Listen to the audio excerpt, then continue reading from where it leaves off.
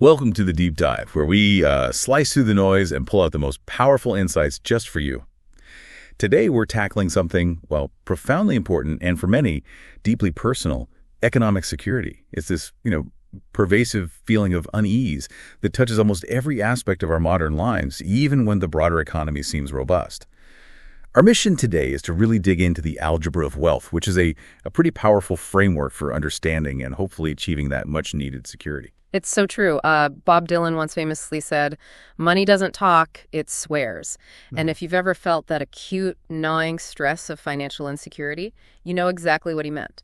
When money is scarce, it truly feels like it's, hurling expletives at you, making everything feel harder. But as it accumulates, that tone shifts dramatically. It begins to comfort you, offering a different kind of freedom. And this isn't just a feeling, is it? I mean, the data paints a pretty stark picture of this widespread anxiety. 50 years ago, the median home price in the U.S. was about, 2 times the median annual income? Today, it's staggering 6 times. That leads to the lowest share of first-time homebuyers on record. That's a massive barrier for so many people. It absolutely is. And beyond housing, we see medical debt becoming the leading cause of consumer bankruptcy. I mean, think about this for a moment. Half of American adults wouldn't be able to cover even a $500 medical bill without taking on new debt. That's a stark, really unsettling reality. Right. And the ripple effects go far beyond individual finances, don't they? They bleed into fundamental life choices. Marriage rates among all but the wealthiest groups, for instance, are down 15% since 1980. People are simply finding it harder to afford tying the knot, let alone, starting families and having children. The economic strain is undeniably real. Yeah, and compounding that, only 50% of Americans born in the 1980s are making more than their parents did at the same age. That's the lowest share ever recorded. And perhaps most startling, a quarter of Gen Zers don't even believe they'll ever be able to retire. This isn't just about personal bank accounts. Financial strain is deeply linked to broader societal issues like divorce, depression, and even disability. You also see a pretty dramatic shift in the landscape of wealth over the past 60 years, what some are calling the rich industrial complex. Back in the mid-1960s, when Dylan wrote that lyric we just heard, an upper middle-class life essentially gave you 90% of what the truly wealthy had. Maybe a slightly bigger house, a few nicer clothes, or perhaps access to a private golf club instead of the municipal one. The differences were often just a matter of scale, right? Exactly. But today, wealth has become a fundamental upgrade to an entirely different reality. The top 1% aren't just getting better seats at the same show. They're often in a completely different venue altogether. They might fly on private planes, like Bob Dylan's Gulfstream for the 8, ironically, stay at completely different resorts, or gain after-hours access to sites and experiences when the public isn't allowed. They go to different doctors, eat at different restaurants, even shop at different stores. It's a fundamentally distinct way of life. And that's precisely where our deep dive comes in. Our purpose today is to extract the most vital, actionable insights from the sources we've gathered, all focused on helping you build economic security. And it's crucial to state up front: pursuing wealth is not inherently immoral, greedy, or selfish. In fact, those very qualities can actually make achieving security much harder and, paradoxically, undermine your happiness once you get there. It reminds me of a core idea. To truly overcome the obstacles to wealth, you need allies. Cultivating fans and allies early on in all aspects of your life, whether it's your career, your social circle, or your personal relationships, is absolutely crucial. You want to build that home field advantage, to be the person people think of when opportunities or support arise. And ultimately, the ultimate objective isn't just a massive bank account. It's life rich in meaningful relationships, free from that persistent gnawing stress of economic insecurity. So how do we get there? Our sources introduce a foundational equation, a really powerful framework they call the Algebra of Wealth. Focus plus, Stoicism X time X diversification. It really lays out a comprehensive path. Yeah, let's quickly break down what each of those variables represents. Stoicism is all about cultivating character, building a strong, supportive community around you, and living an intentional, temperate life. It's truly the bedrock for durable success. Okay. Then there's focus, which primarily centers on maximizing your income and making strategic, well-thought-out career choices. You need a solid income as a necessary first step. That's where focus comes in. Makes sense. Right. Time is your most immutable and valuable asset. It's about grasping the immense power of compound interest and understanding how to make it work for you relentlessly over the long haul. And finally, diversification. That's your roadmap for making sound investment decisions across different asset classes, ensuring you're an educated participant in the financial marketplace. We're going to really unpack each of these, promising some surprising facts, practical advice, and hopefully a clear path to being truly well-informed. Okay, let's kick off with the first part of our Algebra of Wealth framework, defining economic security. Because it's clearly not just about accumulating a massive bank account, is it? No, it's absolutely not. The ultimate objective of pursuing wealth, as our sources emphasize, is to achieve a life rich in relationships, not just a colossal number in the bank. Money is a means to an end, specifically the time and resources to focus on those relationships without the gnawing stress of economic insecurity. And a crucial part of that, as we touched on earlier, is cultivating allies. Our sources are very clear that allies are vital to overcoming obstacles in wealth creation. You want to be top of mind when opportunities for jobs, mentorship, or even investments come up. It's about gaining that home field advantage in all aspects of life, making it easier for others to help you and for you to help them. Precisely. Now, to define economic security in concrete terms, our sources point to Thomas J. Stanley, who famously said, "Wealth is not a matter of intelligence, it's a matter of arithmetic." The core formula for economic security is achieving passive income that is greater than your burn rate. Your burn rate, that sounds like a deeply personal exercise, even though it's financial. How do you actually figure that out? Well, you build a budget from the ground up. This involves researching typical costs for housing, food, transportation, other necessities. It can even mean, consulting family members about their expenses to get a realistic picture. You don't need to project it to the dollar for 40 years out, but a rough sketch is crucial initially, and you'll refine it as your target becomes clearer and you gain more self-knowledge. So practically speaking, if your rough projected annual expenses are, say, $80,000, you'd then add maybe 20% for taxes, or maybe 30% if you live in a high-tax state like California or New York. That's the calculation, yeah. So if you need $80,000 a year to cover your burn rate, our sources show that you'd need approximately $2 million in invested assets to beat capitalism today, assuming a reasonable withdrawal rate. But here's a crucial trick capitalism always has up its sleeve: inflation. That $2 million today might need to be $5 million in 25 years just to maintain the same purchasing power. It's a relentless force we'll definitely explore in more detail later. Wow. Okay, beyond the sheer numbers, what truly motivates this pursuit of wealth? Our sources share a really compelling personal anecdote that highlights the deep emotional currents tied to economic insecurity, a story called Two Jackets and a Glove. Yeah, this anecdote paints a vivid, really poignant picture. The author recounts his childhood economic anxiety after his parents separated, his mother earning only $800 a month. He describes the fear and shame he felt when he lost his first jacket, then a second one, his mother's emotional breakdown where she pounded his thigh in frustrated despair. That cemented that fear. This isn't just a metaphor either. Economic anxiety, as the sources point out, is like high blood pressure. It's actually linked to higher blood pressure in children from low-income households. It's a pervasive physiological stressor. And years later, when the author's own son loses a glove on a ski trip, that seemingly small event instantly triggers a flood of memories and that deep, almost primal fear of past financial insecurity. It just shows how deeply ingrained these anxieties can become, doesn't it? It really does. But the anecdote does end on a hopeful note. A creative Samaritan finds the glove, symbolizing unexpected relief and reward. This personal history of insecurity, like the author's own childhood, can be a profoundly powerful motivator for wealth pursuit. It's not always about luxury or validation. Sometimes it's simply about making sure you can provide for others and prevent that same anxiety for your loved ones. Sure. And other motivations can include a desire for validation, a feeling of purpose, a passion for luxury, or even the drive to address societal ills. But our sources are very clear on this. Fear bests them both. That sense of needing to protect yourself and your loved ones often outweighs other drivers. The key, then, is to find what truly drives you, nurture it, and carry it with you through your journey. Okay, now let's dive into the next foundational piece of the Algebra of Wealth: Stoicism. This isn't just about being stoic in the common sense of being unemotional, is it? No, not at all. Stoicism, as our sources explore it, is fundamentally about cultivating character, building a strong community around you, and living an intentional, temperate life. It's truly the bedrock upon which durable economic security is built. And, a stubborn belief in being exceptional often holds people back from durable wealth. The author himself admits that early success, being profiled and raising millions for his startups, reinforced his belief in his own exceptionalism. But he wisely asks, was it skill or luck?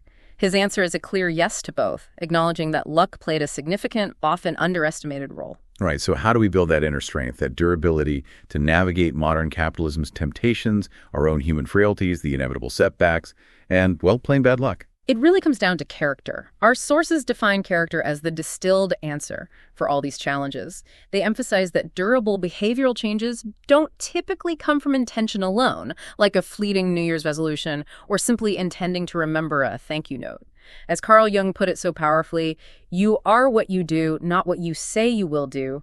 Our actions are ultimately an expression of who we are. And it's a fascinating self-reinforcing cycle, isn't it? Our actions reflect our character, and our character, in turn, is produced by our actions. It forms either a virtuous upward circle or, unfortunately, a destructive spiral. Precisely. Stoicism, rooted in classical Greece and experiencing a resurgence today, regards character development as the highest virtue. While our deep dive isn't a strict academic exegesis of Stoic philosophy, its core teachings deeply resonate with and profoundly influence this practical approach to building wealth and, frankly, a good life. Let's talk about these ancient defenses against modern temptations. It seems our very DNA is almost working against us in a capitalist society. It absolutely is. I mean, for 99% of human existence, starvation was the #1 killer. So our biology programmed us to relentlessly seek sugar, fat, and salt because they were incredibly scarce and vital resources. Capitalism, with its endless supply, expertly exploits this craving in our DNA. The quiet whisper in our ears isn't YOLO, you only live once, but rather YNSN, you need stuff now. It's an incredibly powerful impulse. And that ties into the author's anecdote about his first $30,000 bonus from Morgan Stanley at 23. He immediately bought a BMW 320i and, hilariously, hung swim goggles from the rearview mirror, even though he only swam once a week. It clearly wasn't about utility. It was about signaling strength and resources, right? That's a perfect, relatable example of how capitalism taps into our primitive desires for status and security. It's also important to note Stephen Covey's observation in The 7 Habits of Highly Effective People about a historical shift from a character ethic to a personality ethic. Older works focused on virtues like temperance and industriousness. More recent advice, like How to Win Friends and Influence People, tends to focus more on how you present yourself. This also directly challenges the pervasive hustle porn culture, which often glorifies working for work's sake. Our sources are very clear. Working hard by itself is just burning energy into the capitalist void. It needs direction. Right. The purpose of hard work, they suggest, should be reframed. Get strong so that you can provide for others. Gain power so you can do justice. Otherwise, if it's just about accumulating for accumulation's sake, they use a particularly blunt phrase, calling it economic masturbation, which leads us to the perils of abstract rewards and diminishing utility. There's always a better boat, a faster car, a nicer house. But at least those have practical limits. What's truly pernicious, as the sources point out, are abstract rewards like money itself. Money is truly the king of abstract rewards because numbers are infinite, therefore there's never enough. As Han Solo famously quipped to Luke Skywalker, who promised more wealth than you can imagine, Han replied, "I don't know, I can imagine quite a bit." The goalposts just keep moving. And economically, this is tied to the concept of diminishing marginal utility. The more money you have, the less valuable each additional dollar becomes. $1,000 is genuinely life-changing if you have $100 in your account, but it's largely irrelevant if you have $10 million. Exactly. So the striving is innate and useful, but the key is to target external rewards to gain the luxury to focus on internal fulfillment, primarily relationships. As the Stoic philosopher Seneca wisely put it centuries ago, there is no enjoying the possession of anything valuable unless one has someone to share it with. This brings us to the crucial role of luck and perspective. Successful people often consistently underestimate luck, leading them to overestimate their own capabilities and often to make huge mistakes. Our sources offer a stark warning. You are never more vulnerable to a huge mistake than after a big win. That's so true. And conversely, for the unsuccessful, ignoring luck often leads to excessive self-blame, adding to their burden. A truly powerful survey finding cited in our sources showed that seniors, looking back on their lives, said their biggest regret was worrying too much. It's about learning to distinguish the event itself from your perception and reaction to it. As modern Stoic writer Ryan Holiday often says, there is no good or bad without us, there is only perception. So how do we actively cultivate these powerful Stoic virtues? Courage, wisdom, justice, and temperance. Let's start with courage, or maybe grit. Courage is persistence in the face of fear, whether it's fear of poverty, embarrassment, or failure. Marketers expertly exploit these very fears, but courage, our sources suggest, is cheaper than Chanel and it works better. It's an internal resource you build. And wisdom. Epictetus, another Stoic, defined it as the ability to identify and separate matters so that I can say clearly to myself which are external and not under my control and which have to do with the choices I actually control. Annie Proulx's blunt advice truly resonates here. If you can't fix it, you got to stand it. That's wisdom in action. Yeah, that sums it up. Justice is a commitment to the common good, recognizing our deep interdependence. Marcus Aurelius called it the source of all other virtues. It means acting honestly, transparently, and always considering the full consequences of your actions on others. And then there's temperance, which tackles difficult emotions like anger, indifference, and revenge. The author shares his personal struggle with anger, something he inherited from his father, carrying an imaginary scorecard of slights. Yeah, and he advocates for cultivating indifference to what others do, focusing instead on rigorously controlling your own response. Lynn Alden, a financial writer, advises, don't think of your enemies as enemies, but people. Learn from the situation, then cast the person into the darkness, meaning, move on. And Hamid Moghadam, a real estate mogul, offered truly powerful advice for revenge. Scott, the best revenge is to live a better life. Wow. So how do we make good decisions within this Stoic framework? Our sources lament that decision-making, surprisingly, isn't a recognized academic discipline. It's true, isn't it? They suggest a framework. Use your values as a lens, listen to your emotions, but critically distinguish true wisdom from the amygdala's impulses of panic or greed. External input, especially from trusted advisors, is crucial for big decisions.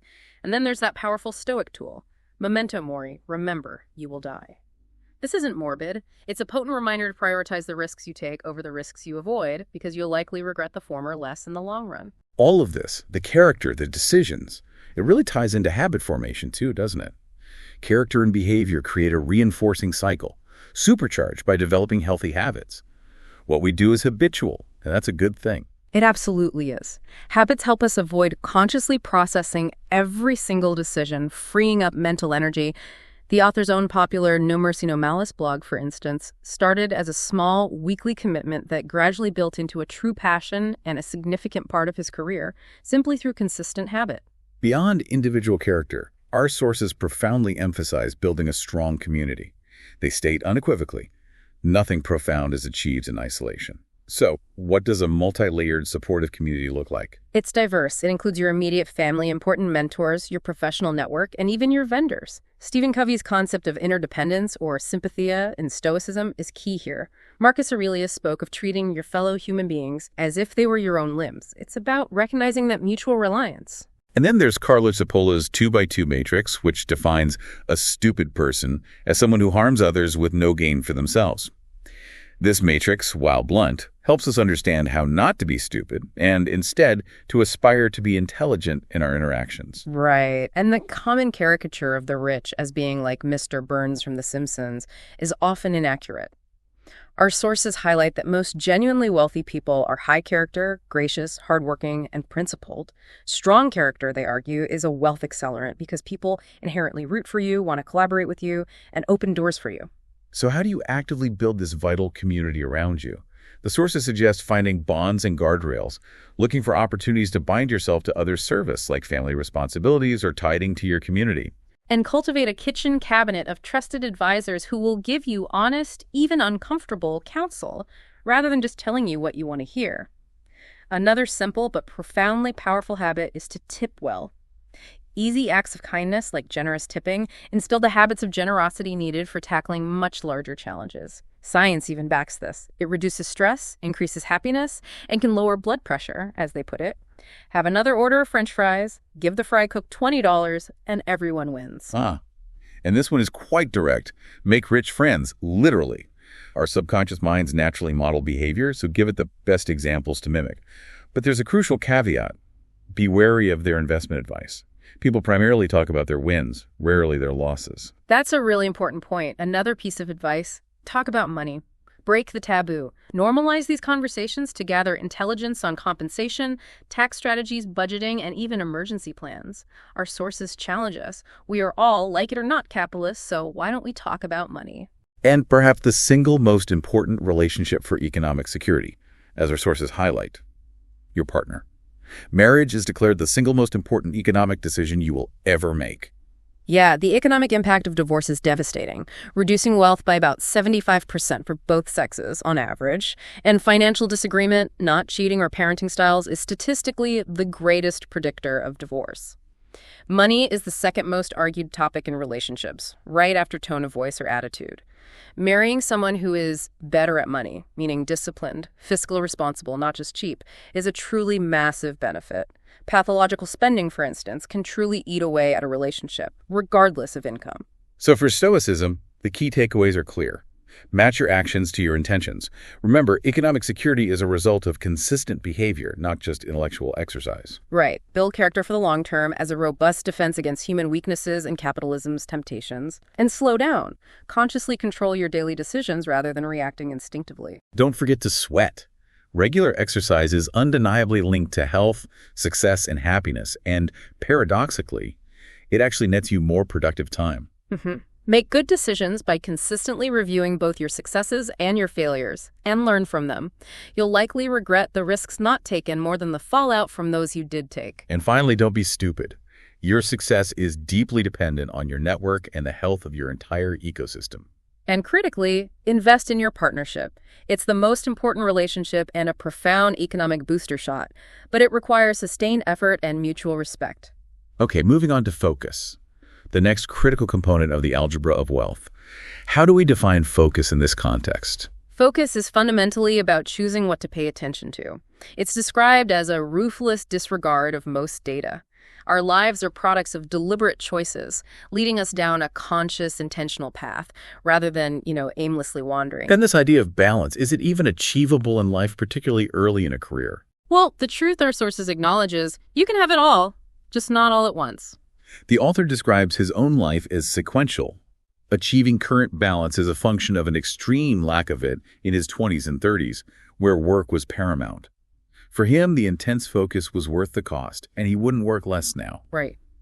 Let's talk about some core principles for your career path, starting with accepting the primacy of work in your critical years. Yeah, for most people, from their early 20s through their 40s, work will be paramount. Resenting this reality harms both your work and your enjoyment of life. The future, you will likely be profoundly grateful for that dedicated sacrifice. This acceptance is often easier if you're engaged in work you're good at, that's financially rewarding, and where you're cultivating passion through mastery. What about flexibility as a commodity? It feels like that's something everyone is chasing now. Technology does increase flexibility in knowledge work, but it's not equally distributed. Client-facing roles, management positions, and large organizations tend to offer less. Flexibility is often earned through reputation and consistent performance, and it can also be granted through good management, which is a learnable skill. The anecdote about Profit, a consulting firm, hiring new mothers who needed flexibility and turning that constraint into a competitive advantage beautifully illustrates this. And speaking of constraints, our sources make a powerful point. Focus is saying no, citing figures like Steve Jobs and Elon Musk. Absolutely. The core idea is to simplify and streamline your life so you can devote your energy to what truly matters. Elon Musk's mantra for building a car, for instance, was the best part is no part. It's about that ruthless elimination of anything that doesn't serve your primary objective. Now here's a provocative one. Don't follow your passion, follow your talent. This challenges a lot of conventional wisdom, doesn't it? It really does. The advice to follow your passion is often given by those who are already rich, having typically made their fortune in what might be considered unglamorous industries. Instead, our sources strongly advocate for finding something you are genuinely good at, then dedicating thousands of hours to become truly great. Mastery, coupled with the economic rewards and recognition that follow, will often lead to passion. Think about it. Nobody grows up dreaming of becoming a tax lawyer, but the best ones are deeply passionate because they're masterful and well compensated. So why are passion careers like entertainment, sports, or music often traps for economic security?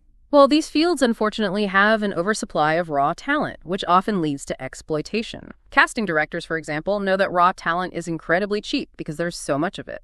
Our sources even mention Chanel, a multi-billion-dollar brand, having unpaid interns. That's pure exploitation enabled by an abundance of labor. But the virtuous cycle of mastery makes so much sense.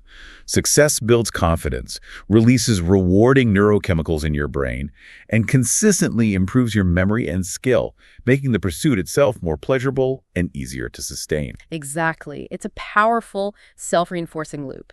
Now, how do you actually find your talent? Our sources define talent broadly as what comes easily to you that's difficult for other people. And importantly, this is also often the root of a good business strategy. Like Connie Hallquist, for example, who, despite having diverse prior careers, naturally excelled at managing people. That was her innate talent. Or the author's own experience at Morgan Stanley. He wasn't necessarily the most prepared candidate, but his college rowing background gave him the talent for enduring pain, for simply working longer hours than anyone else.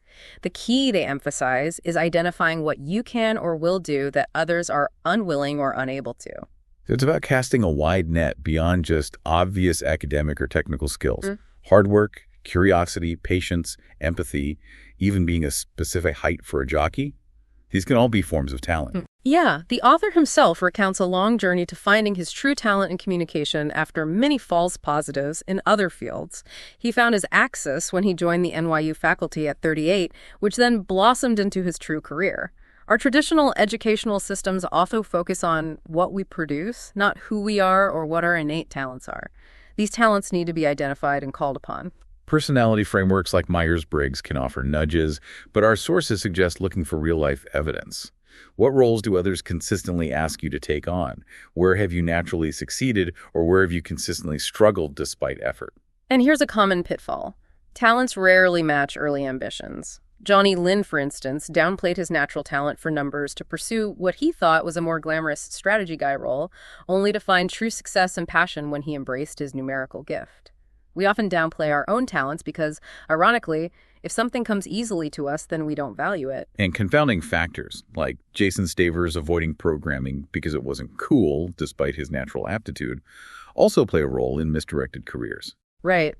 The fine print here is critical. For the rare, less than 1% with immense early talent in traditionally passionate categories like music or sports, it might make sense to pursue, but with hard metrics. Otherwise, our sources are very blunt.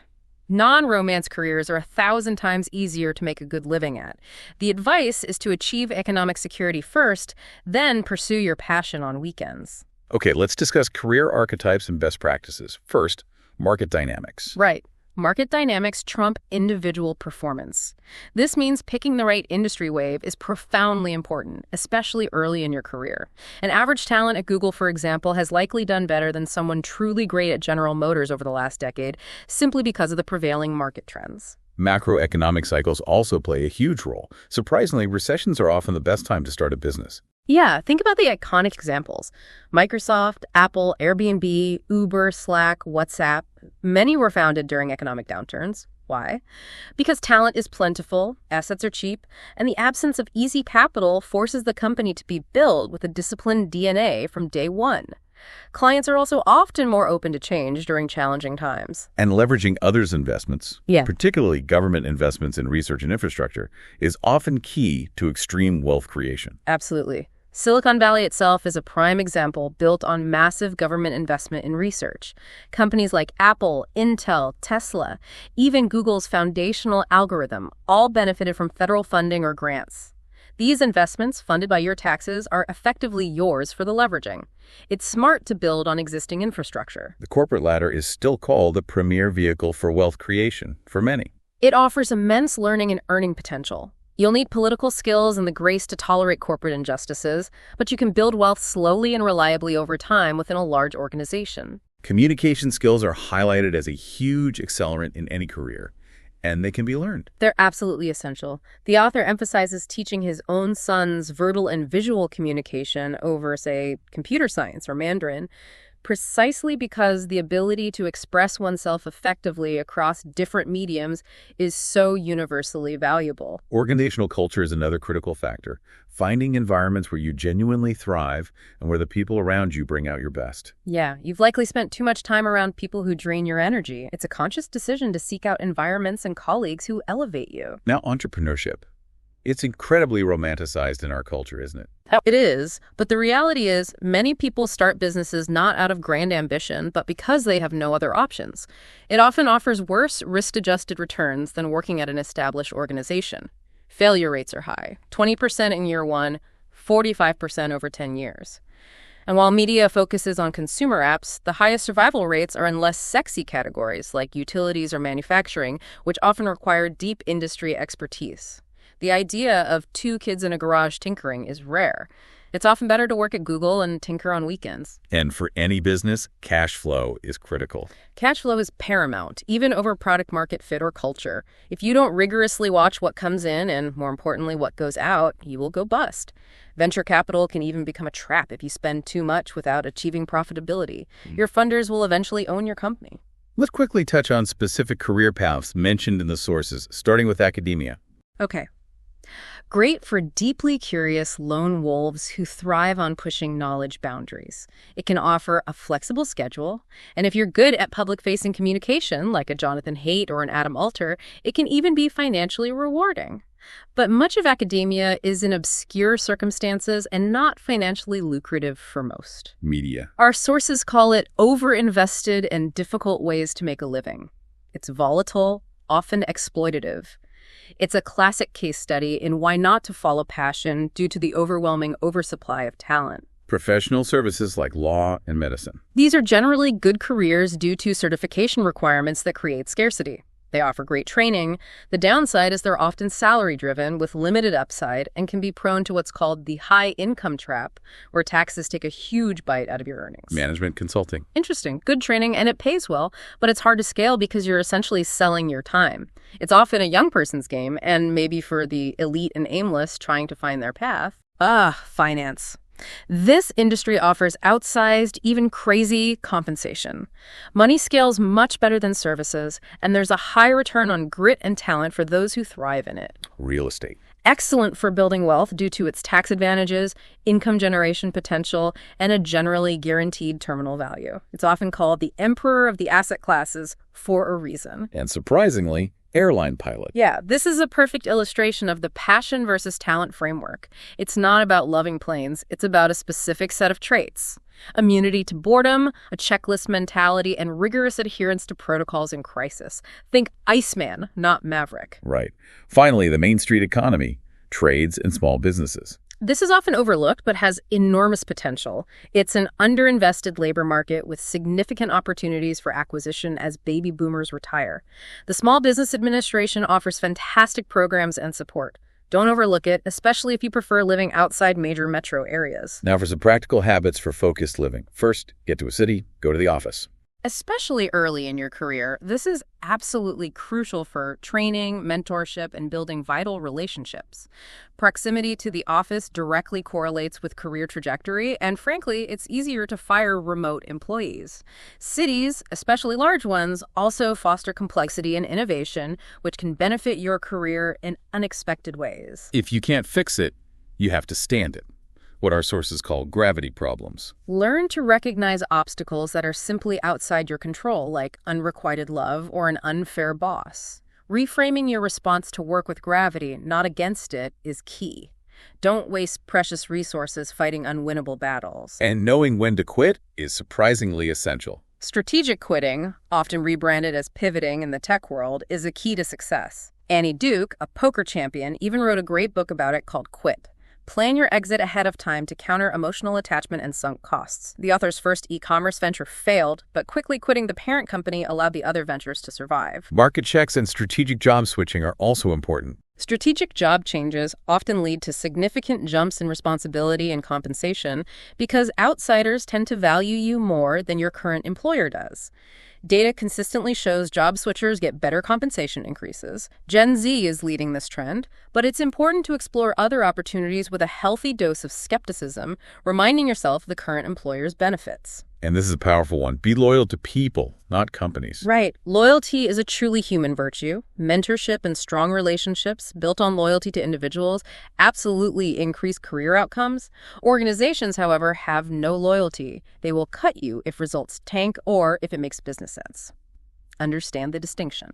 For freelancers, diversification of clients is key. Absolutely. Avoid dependence on a single large customer and be very wary of stuff for money projects that drain resources from your core business without adding strategic value or long-term growth. What about business school? Is it worth the investment? It can be incredibly valuable for networking, especially from top-tier schools, though the actual classroom learning may be limited. Employers, for example, often pay triple for MBAs from top schools, largely for that network and perceived credential. And quick wins. Apply this management consulting tactic to your own life. Achieve small, visible successes early to build momentum and confidence for larger, more ambitious goals. This could be pilot projects for yourself or simple customer surveys. And finally, prune your life. Your hobbies. Systematically rank your recreational activities by value. Are they shared with loved ones? Do they involve exercise? What's the time cost to value ratio? Can you still do them when you're older? Do they truly bring you joy and align with your talents? Ruthlessly eliminate those that don't make the cut. Don't feel guilty about sunk costs in past activities. Instead, savor the activities that truly remain. So for focus, remember these core ideas. Look beyond obvious careers. Follow your talent, not just your passion. And critically, don't discount the often overlooked Main Street economy. Right. Get to a city and go to the office, especially early in your career, to learn, network, and push yourself. Proximity and in-person connections really matter. And consistently invest in your partnership. It's truly the most important relationship and can significantly boost your economic security. Okay, let's move to time, which our sources powerfully call the most immutable weapon in the universe. More powerful than human agility or innate talent. Indeed. The richest and poorest people alike, from Bill Gates to someone struggling to make ends meet, all receive exactly 24 hours a day. Youth, in particular, has an abundance of this weapon, though it's rarely recognized or effectively used. Grasping time and patience is the ultimate delta between simply making a living and truly building lasting wealth. And at the heart of time's power is compound interest, returns on top of returns. It's truly money begetting money, an oak tree for your money, as our sources describe it. $100 invested today at 8% per year becomes $1,006 in 30 years with compounding, compared to just $340 without it. It's exponential growth. Warren Buffett, the legendary investor, famously accumulated 99% of his immense wealth after the age of 52, a profound testament to the power of compounding over decades. The powerful mantra here, which cannot be overstated, the best time to start is 10 years ago. The second best time is right now. And the numbers prove it unequivocally. Investing $12,000 per year at 8% from age 25 to 35 and then stopping yields approximately $2.5 million by age 65. But if you wait and start at 45 investing the same amount for the same 10 years, it yields only about $500,000 by age 65. The acceleration in later years due to compounding is just astounding. But compound interest, as powerful as it is, has an evil twin, inflation. Ah, yes, inflation. It relentlessly erodes wealth, like a rodent gnawing at the pillars of wealth, as our sources put it. It's inevitable, but it is escapable if you consistently outrun it. At 3% annual inflation, what costs $100 today will cost $134 in 10 years, and a daunting $243 in 30 years. This means you'll need 2.5 times the income in 30 years just to maintain the same purchasing power. And the Federal Reserve aims for 2% inflation, but it's actually averaged 3% over the last century. And inflation isn't uniform. Education and healthcare costs, for example, have risen significantly faster, with college tuition in particular rising at about 8% annually since 1980. Ouch. Yeah, ouch is right. This means you absolutely need to set your financial goals higher to account for future prices. A $100,000 income today, for example, would have the purchasing power of only about $41,200 in 30 years due to inflation. And remember the concept of real returns, your return above inflation. Holding wealth as cash, for instance, costs you about 3% compounded annually in lost purchasing power. So how do we master the present moment and overcome our own cognitive errors about time that might hinder our financial journey? Well, our brains, unfortunately, are a menu of illusions when it comes to time. Foreshortening is one example. We perceive future events as less significant or further away than they truly are. Think about that. How many times have we put off a small, healthy habit today because the huge benefit feels so far away? The insight here is to vividly visualize that future benefit now, to make it real and tangible. Another is positive bias. We tend to remember our successful investments better than our unsuccessful ones, leading to overconfidence. And then there's anchoring off highs, which fuels lifestyle creep. Once you stay at the Four Seasons, a Hyatt, no matter how nice, never quite feels the same. Your baseline expectations constantly reset. Exactly. And finally, opportunity cost. The often unseen, unrealized gains of investments not made. The true cost of grad school, for example, isn't just the tuition, but the lost earnings and compounding effects on those earnings you could have had during those years. But ultimately, our sources argue time is the real currency, isn't it? The richest and poorest both get precisely 24 hours. Absolutely. The author's deeply personal story of buying his own private jet is fascinating here. He rationalized the seemingly irrational cost by calculating the 13 extra days per year he'd gain at home, totaling over 4 additional months with his growing sons over a decade. His ultimate cushion. At the end of my life, will I want an extra $12 million in the bank, or the time with family? It really puts things into perspective. And this isn't an argument for laziness, but for strategically freeing up time for truly productive activities, meaningful work, education, and of course, enriching relationships. Right. Social media, conversely, is identified as a great wealth destroyer, specifically robbing young people of time when it's most valuable for compounding personal growth and financial capital. Studies consistently show social media ranks lowest in making people happy. A simple, actionable tip: log out of apps to add friction and reclaim that valuable time. And mastering time management is a skill beyond just technology, requiring ruthless prioritizing. The author himself, for example, shares his experience of sacrificing social engagement for deep, focused bursts of productive work. Yeah, and youth has an incredible, often unrecognized advantage: an abundance of time. Economists even suggest that delaying saving when very young might be optimal, as early career earnings are often low. Our author agrees with this 90%. The key is to enjoy your youth and the energy, passion, and willingness to take risks that you have now, because it simply doesn't last forever. So how do we manage money with this rational obsession our sources describe? Well, they're blunt. Not tracking your money is to eventually find out you have less. It's about focused attention without emotional engagement. Peter Drucker's quote, often cited, is relevant here. What gets measured gets managed, though they add a crucial warning.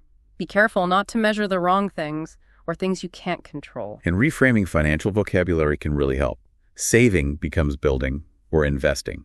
Budgeting becomes allocating. Yeah, and be very wary of the trap of electronic spending due to the lack of real-time awareness. They recommend frequent checks, much like monitoring your fitness. For investments, guard against emotional attachment and volatility. Check regularly, but with perspective, focusing on decades, not days or years. The S&P 500's long-term performance despite various crises proves that time and patience are your allies. Let's talk about budgeting for security, starting with the author's UCLA summer anecdote. Right, he gamified saving during a summer program, living on just $91 a week, top ramen, bananas, milk, and the occasional Sizzler splurge, driven by the clear purpose of paying for college. It demonstrates how purpose and discipline, even on a small scale, can build powerful habits early on. So first, determine your head above water budget, a realistic minimum monthly budget that includes annual subscriptions spread monthly. This is your waterline. Then, set achievable goals. Our sources warn against overambitious goals, like $1 million by 30, which often backfire and lead to demotivation.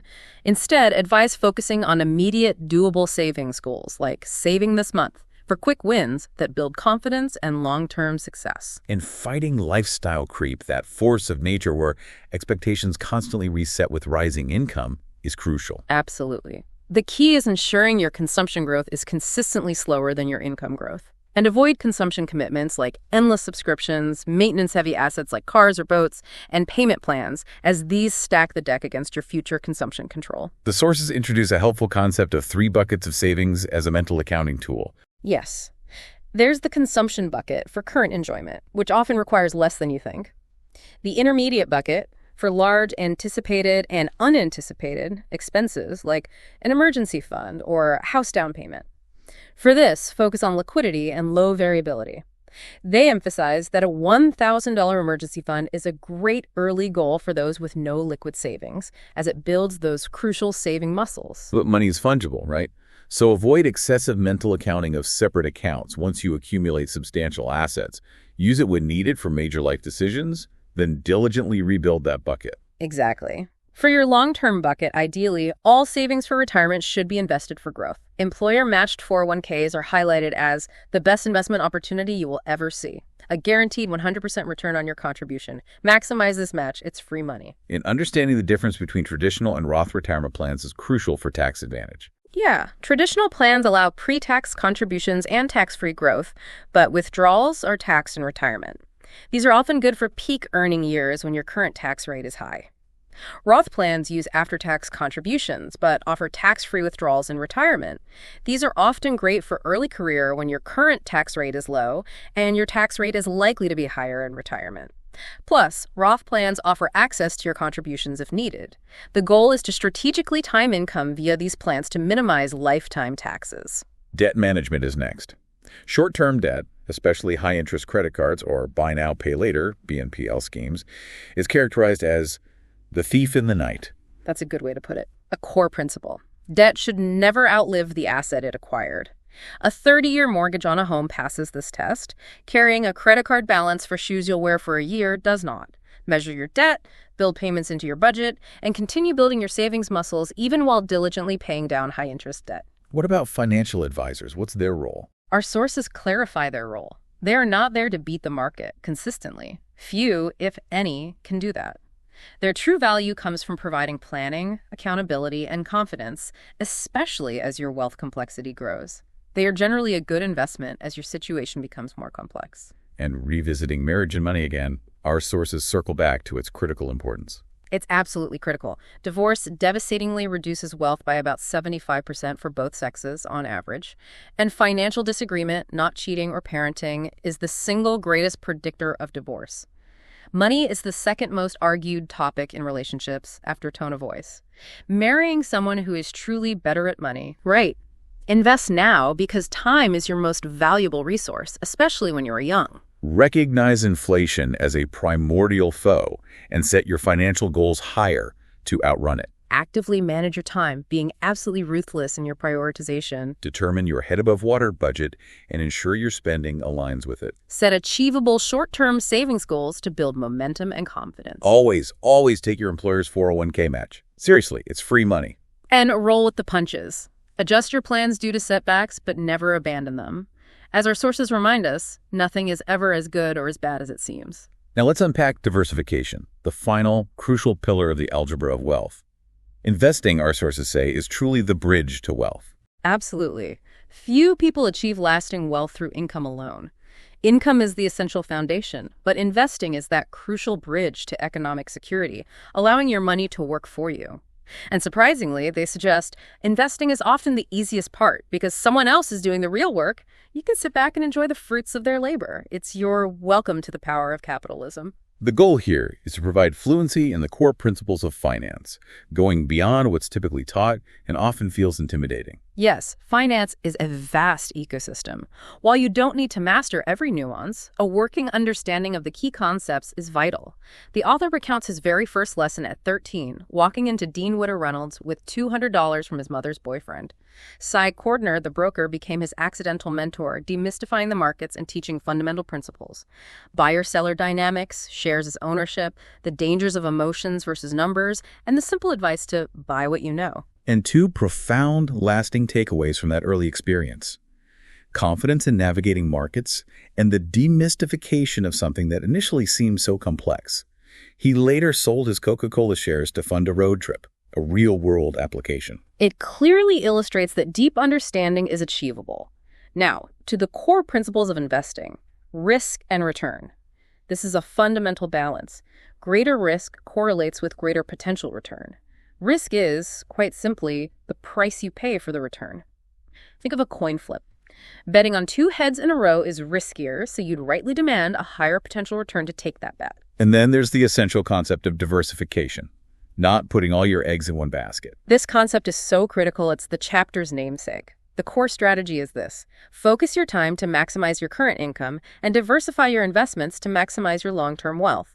Diversification means owning assets with different risk profiles so their returns don't move in lockstep. So with Apple stock, for example, the risks range from economic slowdowns and geopolitical events like a potential China-Taiwan conflict to internal factors like Tim Cook's eventual retirement. Exactly.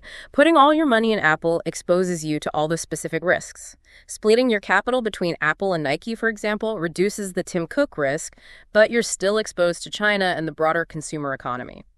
Diversification, then, is the art and science of broadening your risk profile so no single failure or global shift can fatally injure you. The author learned this hard lesson with his own company, Red Envelope, where he was far too concentrated in a single asset. Yeah, he recounts being blinded by emotional involvement, investing even more even as flashing red lights appeared.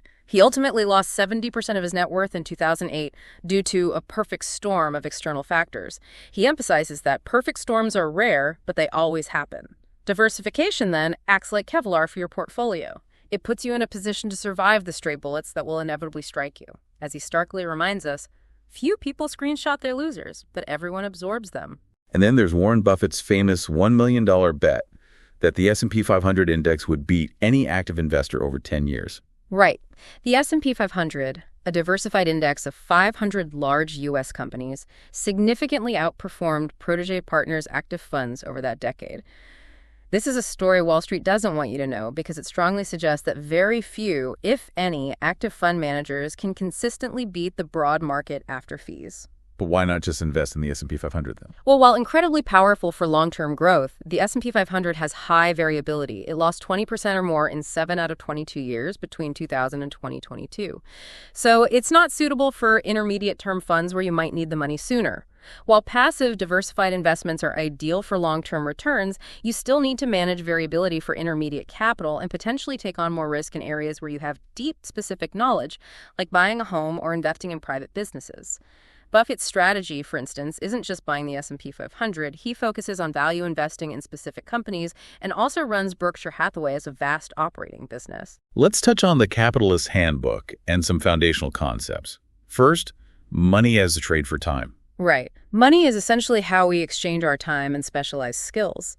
It unlocks comparative advantage and specialization. Think Adam Smith's pin factory, where specializing in one part of the process massively increases productivity.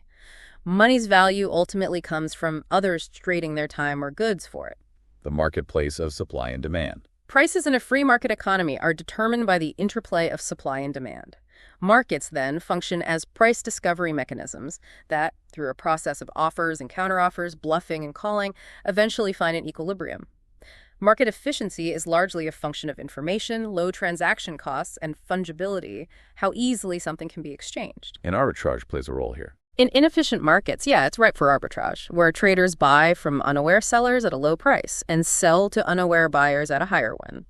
Our sources use the fantastic example of Levi's 501s in the 80s and 90s, where prices were vastly different in the US versus Europe or Asia. Tourists would literally engage in suitcase trade, buying jeans cheap in the US and selling them for a profit abroad. E-commerce eventually made this arbitrage untenable, ultimately making markets more efficient globally. Financial markets also price capital. A simple bank loan illustrates this. Yeah. Interest is essentially the price of money, or the price of time.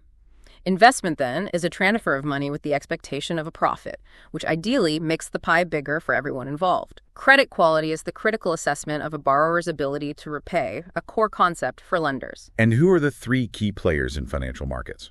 Okay, first, corporations, which are the primary users of capital, evolving as a legal structure to pool resources and put large amounts of capital to work. Second, banking, which organizes capital through various forms.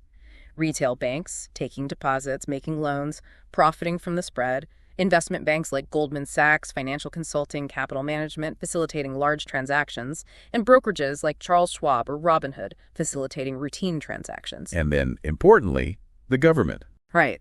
The government plays 2 profoundly important roles. First, it's the rule setter and enforcer, providing the ground rules through regulation, litigation, and tax policy. This is not a myth. Second, it's a major participant. The U.S. government is the largest pool of financial capital, holding over $25 trillion in treasury bonds, so its actions inevitably disturb market currents. The Federal Reserve, the central bank, serves as the government's bank, regulating commercial banks, providing data, and crucially, guiding the federal funds rate.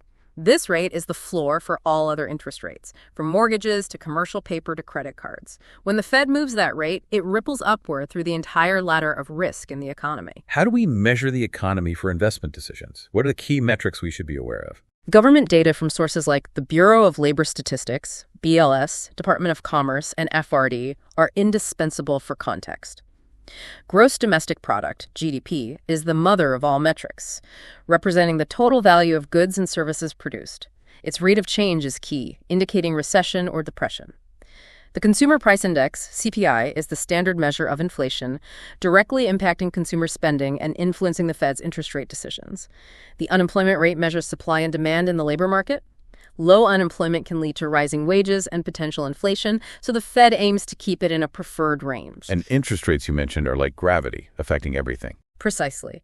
The federal funds rate is the bottom rung for all other interest rates, because lending to the U.S. government is effectively risk-free. When the Fed raises that rate, it increases the cost of borrowing across the board, impacting everything from mortgages to corporate loans. And stock market indexes like the S&P 500 and NASDAQ reflect the broad market and provide essential benchmarks for investment returns. Due to survivorship bias, where faltering companies drop out, these indexes often outperform average individual companies over time. Valuation is at the heart of every investment decision. The sources make a crucial distinction between price versus value. They're definitely not the same. Price is simply the amount an asset sells for in the market right now. Value is the future money that asset can realistically produce. Benjamin Graham, the father of value investing, famously put it, "In the short run, the market is a voting machine. In the long run, it's a weighing machine." Value investing is essentially identifying assets where the price is currently below their true intrinsic value. And the basic valuation equation then predicts three things. Yes, it predicts the income the asset will generate while you own it. Think of the difference between a $100 bill and a $100 savings account earning interest. Its terminal value, its likely resale price, and the risk, the inherent uncertainty of those first two predictions. For instance, a sports team might have negative income but extraordinary terminal value. A rental car from Hertz provides income but a steadily decreasing terminal value. Residential real estate, on the other hand, often offers increasing income and prices with relatively high certainty. And the time value of money explains why future money is worth less than present money due to inflation and opportunity cost. The discount rate then combines an investment's riskiness with the time value of money. So let's talk about asset classes in the investing spectrum. What's the capitalism on autopilot approach for long-term investing? Our sources suggest 3 steps for most retail investors. First, keep your long-term funds with an established low-fee broker like Fidelity or Schwab. Second, invest primarily in passive investments like exchange-traded funds, ETFs, and hold them for years, letting compounding work its magic. And third, they advise actively investing a small, manageable portion, say 20% of your first $10,000 saved, to learn the markets and learn about yourself without risking your future financial security. Exactly. The goal is to cultivate financial knowledge and deeply understand the investor's point of view. And of course, diligently review your 401k options and maximize all tax advantage opportunities, especially any employer matches. Let's quickly review the major asset classes most relevant to building wealth. First, stocks. Stocks offer your most direct access to the wealth-generating power of the U.S. corporation. Equity means ownership, giving you both control, voting for the board of directors, and economics, a residual claim on assets' potential dividends. Understanding basic financial statements, the income statement, revenue, costs, profit, balance sheet, assets, liabilities, equity, and cash flow statement, how cash moves in and out, is crucial to understanding a company's true business. For strategy, don't day trade. Always sell company stock you receive as compensation because you're already overexposed to that single company, and leverage any deep industry knowledge you have for strategic long-term investments. And what about policy-driven investing like environmental, social, and governance, ESG funds? Well, for most retail investors, our sources advise against orienting your entire portfolio around specific policy preferences. While admirable, your individual investments won't fundamentally shape corporate decisions, but they absolutely will impact your economic security. Your capital, they remind us, means far more to you than it does to the corporations you're investing in. Next, bonds. Bonds are generally less risky than stocks, offering predictable but typically modest returns and limited upside. They're essentially a form of debt that's been turned into a security. And then real estate, often called the emperor of the asset classes. Real estate is these are generally on the fringes for retail investors. Commodities like oil or gold and currencies have prices heavily influenced by real-world factors and economic conditions. Cryptocurrencies like Bitcoin, for example, are highly volatile and speculative. Derivatives like futures and options are complex tools primarily for hedging, reducing risk for businesses, or for highly speculative gambling. Options trading in particular is highlighted as gambling for retail investors due to extreme leverage and the potential for astronomical losses. It's a field dominated by sophisticated professionals, not individual investors looking to build security. And finally, funds like ETFs and mutual funds. These are the primary means for most retail investors to access various asset classes, offering built-in diversification, and for ETFs, usually very low fees. They should form the bulk of your long-term investment bucket. And for all investing, there's a final boss, the tax man. Taxes are truly the largest fee of them all and can significantly alter your real returns. Our sources stress, you don't understand an investment unless you understand the tax implications. Professional tax advice becomes absolutely crucial as your income and investments grow. Income tax generally has two types: current income, like wages, versus capital gains, profits from asset sales. Capital gains are typically taxed at a lower rate, and capital losses can be deducted up to $3,000 per year. Right. Deductions reduce your taxable income. While there's a standard deduction, only about 10% of people itemize. Our sources highlight the high income trap, where taxes have the greatest impact on mid-six-figure earners because progressive tax rates flatten at the top. The truly rich, they point out, convert more income into capital gains, allowing them to rapidly build wealth despite high taxes. And payroll taxes are inescapable. Even for 401k contributions, you're still paying payroll taxes. If you're self-employed, you pay both the employer and employee portions. Understanding the difference between your effective tax rate, what you actually pay, and your marginal tax rate, what you pay on your next dollar earned, is vital, as income increases can sometimes trigger new taxes or eliminate existing savings unexpectedly. Timing income strategically is crucial. So deferral strategies using traditional versus Roth plans are key for minimizing lifetime tax burdens. Yes. Traditional plans defer taxes until withdrawal, which can be great if you expect to be in a lower tax bracket in retirement. Roth plans mean you pay taxes now on contributions, but withdrawals in retirement are tax-free. This is generally beneficial if you expect to be in a higher tax bracket in retirement. The goal is to strategically slide your income around in time, taking it when marginal tax rates are lowest. Finally, some broad advice from a lifetime of investing. Zig when others zag. Avoid herd mentality in your investments. Overinvestment in popular areas consistently reduces future returns. For example, when everyone takes out student loans, the return on investment, ROI, of college can actually drop significantly due to oversupply. And this cannot be stressed enough. Don't trust your emotions and absolutely do not day trade. Your emotions consistently hinder rational investing. Day trading, for most people, is gambling, not a viable investment strategy, and it's a guaranteed path to losing both money and your incredibly valuable time. And an interesting point, move to lower tax states. This can be a life-altering arbitrage, saving 10% or more of your gross income annually if you move to states with no income tax, like Florida, Texas, or Washington. While you must consider the total tax burden and personal consequences, it's a significant factor for some. So for diversification, remember, value returns based on both probability and time. Right. Invest mainly in passive, diversified, low-cost securities like ETFs. Set aside a small portion, say 20% of your first $10,000, save for active market investing to learn by doing. And keep meticulous records of those experiments. Buy a home when it's the right time in your life, viewing it as a life stage decision first and an investment second. Be very wary of fees, which can significantly erode returns over time.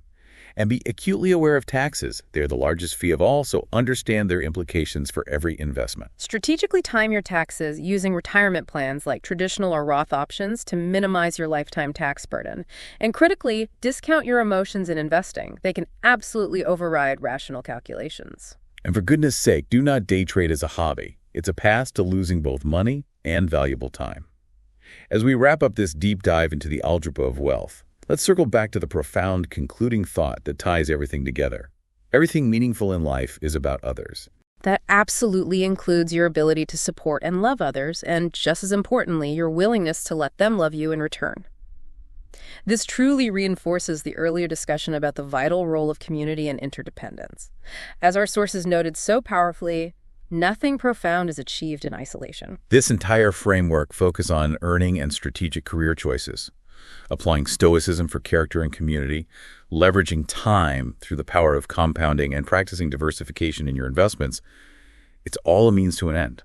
It's about systematically freeing you from that pervasive economic anxiety. And by doing so, allowing you to fully engage in the relationships, the experiences, and the pursuits that truly bring meaning and fulfillment to your life. That's the real end game here. So with all this newfound understanding of the algebra of wealth, if the pursuit of economic security is truly about gaining the freedom to invest in what matters most, what one relationship, what one moment, what one shared experience will you intentionally design into your future starting today?